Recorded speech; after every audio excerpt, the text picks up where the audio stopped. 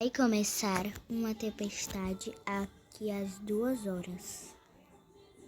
Vai começar uma tempestade daqui a 2 horas.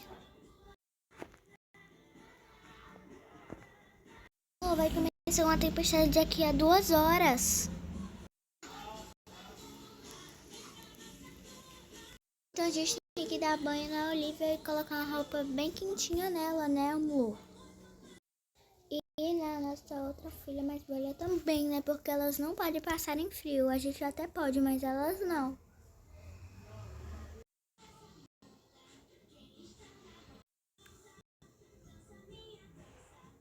Pai, você viu que vai ter uma tempestade aqui a 2 horas. Ai, eu tô com medo, mãe, pai, me ajuda, eu tô com medo.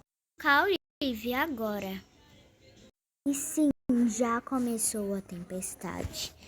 E cuidados, porque a casa pode desabar.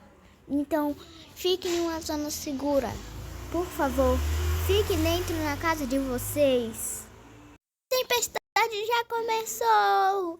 Socorro. Olivia, para de chorar, meu Deus. Ai, calma, Olivia, ainda bem que você dormiu. Vou te colocar no berço. Todas as luzes da casa apagaram. Estamos sem luz. Mãe, eu fui trovoada, mamãe, eu tô com medo.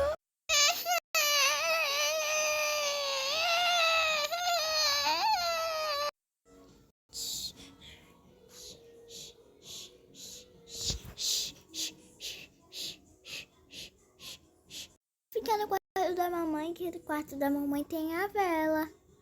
Mas filha, eu não consigo colocar a Olivia deitada na minha cama, porque pode apertar ela, entendeu? E como é que eu vou colocar ela pra dormir? Eu não posso deixar ela sozinha, filha. Você pegar aquele berço que você tem, que dá pra colocar aqui, mãe. E esse é o fim da história.